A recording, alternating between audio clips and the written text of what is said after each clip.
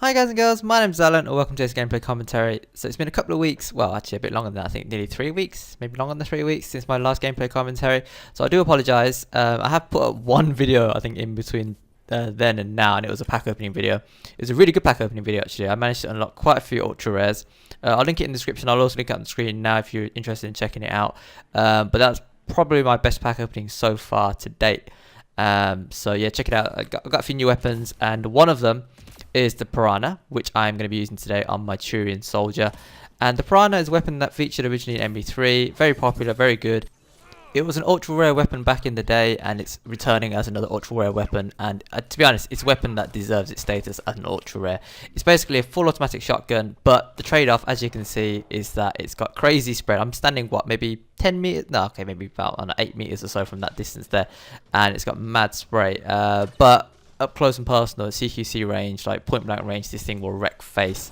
And it was absolutely deadly back in ME3, and it's quite good as well in this game. I'm still playing around with it, and I'm using it on the Turian Soldier because he's got really good passives in terms of weapon stability and also weapon damage as well. So as a weapons platform, the Turian Soldier is definitely someone I'd recommend. If you've got a weapon that you want to use and want to try out, then the Turian Soldier will definitely bring out the best of that weapon. So as promised, new gameplay because I've not featured the character or the weapon, so you know, I kept my word and I mixed it up a bit. Next game I'll probably pick another power class. There's a few that I've been playing around with, and I think if I can get decent gameplay then I'll do one of those, but we'll have to wait and see. So yeah, a few things to talk about before we continue with the rest of the video, and I suppose we might as well start from the very beginning, and that's why have I been away for 2 to 3 weeks or however long it's been. Well, those of you with a keen ear will probably notice that the recording audio, the commentary, is sounding a little bit echoey, a bit different, and that's because I'm recording in a different place to my usual. I'm no longer recording in my bedroom in my parents' house. I'm recording in my office in my new house. So I talked about it a couple of weeks, well, probably months ago now. Well, at the time I was starting to move out the family home. I've now moved out of the family home and I'm living in my own home, my own house, which I'm paying for, and it's different. It's all new to me. So yeah, I suppose that's the big news I'm going to share with you guys and girls today. Is I have moved out and I'm living in my own house, and I did think about doing, well, I still might do it, like a welcome to, well, you know them big YouTubers when they get their own place and they do that video, showing the place and everything. Obviously I'm not a big YouTuber, but I have got a new place, and I don't know, maybe it'd be interesting to show you how my gaming setup has changed now that I've moved out. It's crazy. When I was packing up all my stuff to bring over here, my PC and console and whatever, I mean, there was a shitload of cables in my small bedroom. I had a small room in that house basically, so I had to sort of cram everything in. But the plus side of that is I didn't get echo, and it was very warm in the winter because I had such a small room to heat up. Whereas now I've got a big house to myself when it's cold, like it is at the moment. We're going through a bit of a cold spell in the UK. The whole house is cold, and well, now that I'm paying the bills, I kind of think about it a bit more when I'm heating the place up. But that's just how it is when you start paying the bills. You start caring just a little bit more. Even though I didn't go crazy when I was at home, I always respected the fact that my parents paid the bills, and even if I wasn't directly paying it from my bank account, they're family, and you got to look after your family, right? So yeah, living in my own place, having to buy my own food, had to buy milk the other day for the first time. That was kind of weird because like when you're at home, these are things you don't really think about when you're living with your parents or living with other people, I suppose. Is that when something's empty, there's generally someone who potentially could buy it for you so that you could use it. Whereas when you're on your own, if it's not there, no one else is going to get it. So you got to go get it yourself. It's quite fortunate where I live though. It's not too far from shops. So if I do run out of anything, I just run down the road and pick some stuff up. But I am making a habit of popping into supermarkets and stuff on the way home from work to just buy essentials and do. I don't do a massive shop every week because I pass quite a few shops on the way home. So I just buy bits and bobs here and there and just carry it home. Whenever I can be asked to do it. But as I said, if I don't do it, then there's not going to be any food in the house. So yeah, it's one of them sort of things. But yeah, I'm enjoying it. I'm enjoying my my independence. I guess my freedom. I don't know if that's the right word. I mean, I didn't have to live at home. I could have rented. I could have moved out a long time ago, but I chose not to because, you know, I knew I wanted to save up my money to buy a property, and my parents were very understanding. They, you know, obviously they let me stay at home, paying very little rent, just enough to, you know, help out and stuff. But for the most part, I saved a lot of my money. I didn't live at home saving money and spending it on crap. I lived at home and I saved money, and I put money in the bank and I put it away to buy a property. That was the goal, right? And I've done it now, so all that saving was worth it. And, you know, I just like to say big thanks to my parents, as I say, for understanding and also for helping me out as well. I couldn't have bought a property on my own. They gave me a tiny bit towards the deposit, and that was enough for the bank to agree to lend me some money. So I do appreciate that. Thanks very much, Mum and Dad. In some ways, I was really lucky to pick up the properties that I did. Houses in the UK are quite scarce. I know that, well, there are plenty of houses, but there's also plenty of people, and when the demand is greater than the supply of houses are available, that results in high costs of housing. And not only is it really hard to buy a house because it's so expensive, but even renting is quite expensive these days. And the problem with renting is that when you pay all your money towards rent, you can't save a decent amount of it to buy a property. So, as I said, really grateful to my parents for being understanding and, you know, basically letting me live for cheap at the family home and putting up with me for all these years. But as I said, I've moved out now. I'm paying my own bills and I'm paying for my own mortgage, and I'm living in my own house, and I've got to clean it myself, and I've got to buy my own food and all the rest of it. So it's fun, but there's also responsibilities included. But I think you appreciate it a bit more when it's your own thing, you know. I mean, as I said, I never took it for granted living at home, but when you're on your own, and as I said, you've got to worry about it yourself, because it's, at the end of the day, it's your problem. If anything goes wrong, you've got to deal with it. If you want food, you've got to buy it. If you want electricity, if you want heating, sorry, you've got to pay the bills. And you know, likewise, electricity. If I want to play on my PS4, I got to pay that bill, and I don't mind paying it, obviously, because, you know, I'm going to do it regardless. But it just puts a different spin on things when it's your own thing. So it's kind of weird. It's kind of exciting, all the rest of it, and just, you know, it's my house. I can do whatever I want, and every time I say it, it puts a smile on my face, because, you know, it's my place. I pay the bills. I make the rules. I do all the rest of it. Right. Enough talking about me and my moving.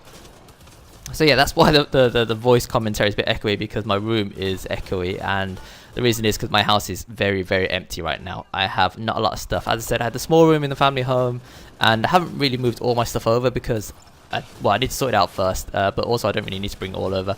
So I've got the basics, you know, PC, console, TV, some kitchen stuff downstairs, and a bed. I'm not even joking, that's pretty much all I've got. As I said, I'll probably record a video showing you my house at some point, maybe give you like an introduction to the Acorn Vision gaming house. I don't know if I'm going to call it that. Sounds a bit big-headed, but I could call it if I wanted to, because as I said, it's my house. I made the rules. So yeah, okay, so moving on to the next topic. So in the UK at the moment, we're going through a bit of a shitstorm. You've probably heard it on the news. It's been, well, I imagine you'd have heard it on the news. We got hit by a terrorist attack last week at the Ariana Grande concert, and then more recently at the weekend we got hit by another attack in London, where a bunch of nutters ran people over and then went on a bit of a killing spree. And I won't go into detail because obviously you don't need to hear it. If you want to know more about it, then I imagine the news has got you covered. But it was pretty bad in the UK this past week or so. And, you know, it's really, I don't want to talk about politics and stuff like that, but I just feel like it's such a big topic that I can't avoid it. And so I like to give you a personal insight into my life when I do these gameplay commentaries. And moving house, that's one of the things that's happened in the past couple of weeks and months, and now this has happened. And I suppose it's one of those things that I don't want to talk about, but I feel that, you know, I've got an opinion on it, therefore I want to say my piece. So yeah, apologies if this is a bit heavy for you, but, you know, if you come here quite often, you know what sort of videos I do, so it shouldn't be too much of a surprise that I'm talking about this. Oh, by the way, there I decided to nuke the destroyer because, well, why not? If you're going to nuke a destroyer, wait till he opens his reactor core to charge up his main body shot. Once he opens his core, you can fire a rocket in there, well, RPG, and it is a one-hit kill then, basically. If you fire it without it being open, you'll probably need 2 or 3. And this is across all difficulties. Actually, I don't know about bronze. Bronze might be a one-hit kill regardless of whether it's open or not. But if you're going to do it on silver or gold, I'd wait for him to open up and just fire one down his throat, well, into his stomach, and that'll take care of him. So there's a tip for you if you're going to nuke a destroyer. Also with destroyers, if you take out the turrets, they're pretty easy-ish to deal with, because I feel like the 2 turrets on the side do more damage than the reactor core. Well, occasionally you get hit and it probably will down you, but for the most part it's easy to dodge, and you know he's doing it because he's opened his massive stomach to charge up his shots. So there's another tip for you when taking on destroyers: use cover and aim for the turrets first. So yeah, as I was saying, so the UK got hit twice in 2 weeks, which is pretty shocking in and of itself.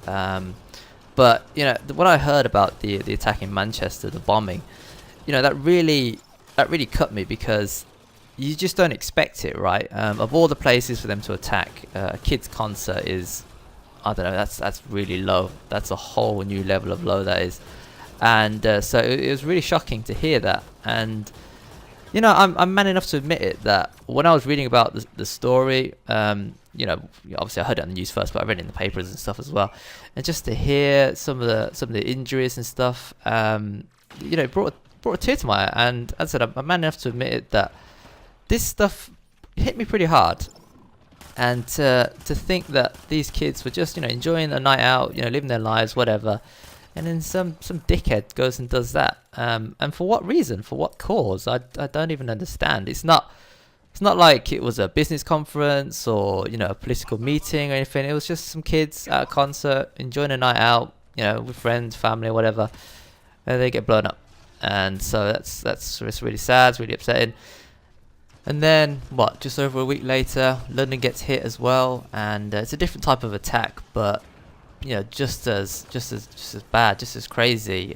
Some nutters ran people over, and then they went on a bit of a killing spree. As I said, I won't go into detail because it's quite graphic, and you know, I don't know how old or how young you are, but I don't think this is the place or the time to be talking about that sort of stuff. But it was bad, and some of the stories I read in there was just awful, really awful. And to think that humans being doing that to another human being is just incomprehensible. I don't really genuinely understand what is wrong with these people. They're just mad, they're crazy, and they, you know, obviously they were killed in the process of doing it. The police handled the situation very well. Apparently they responded within 8 minutes from the first phone call to putting these guys down. So you know, well done to them for responding so quickly and efficiently. But I don't know, it's crazy, the world that we're living in nowadays, that people can do that to each other, and you know, for the sake of what, I don't even know. So yeah, bit of a heavy topic today. There is something else I want to talk about, and it's a bit of a lighter topic. But I just wanted to put my my thoughts out there for Manchester and for London. You know, prayers for the victims and the people affected and stuff like that. And as I said, praise for the emergency services for doing their job well.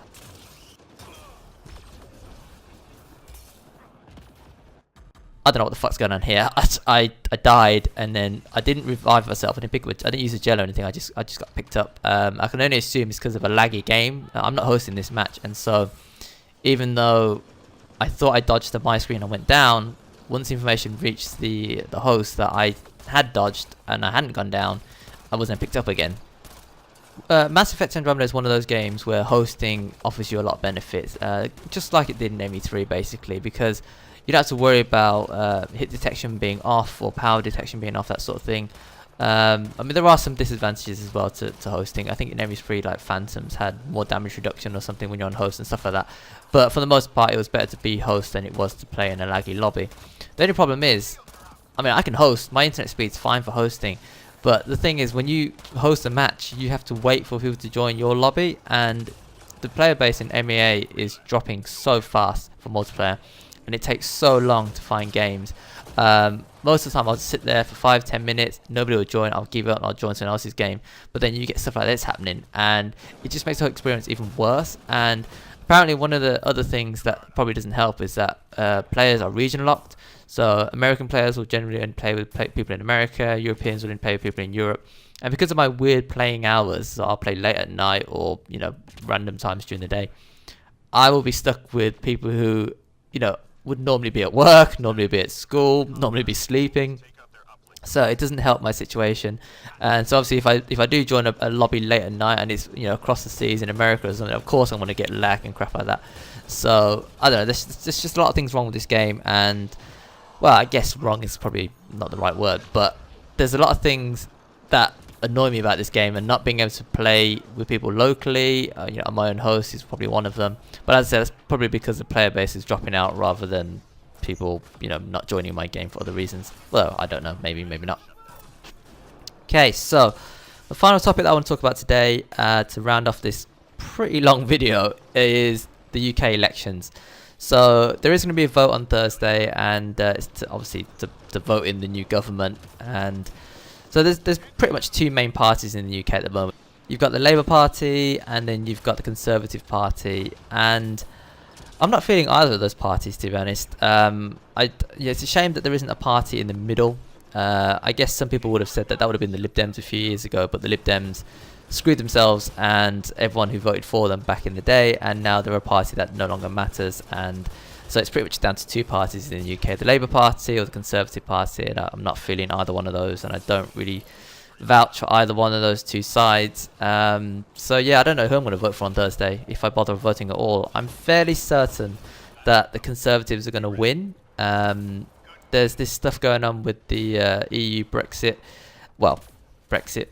I don't know if it's EU Brexit or just Brexit. Well, basically Britain leaving the EU. Brexit, that's what we're calling it in the UK. And again, this is another topic that I talked about in a video a long time ago now when we voted for that. But I genuinely think that the Conservatives are going to win. I don't think it matters who we vote for on Thursday. Well, unless a lot of people turn out and vote for Labour, I don't think they're going to win. So who I vote for probably isn't going to make too much of a difference, I think. I'd be surprised if Labour do win. I'm not to say they can't win. They've had a little bit of a surge in the past week or so, 2 weeks or so, because of their campaigning and the Conservatives' lack of campaigning. I've definitely heard more from Labour than I have about Conservatives.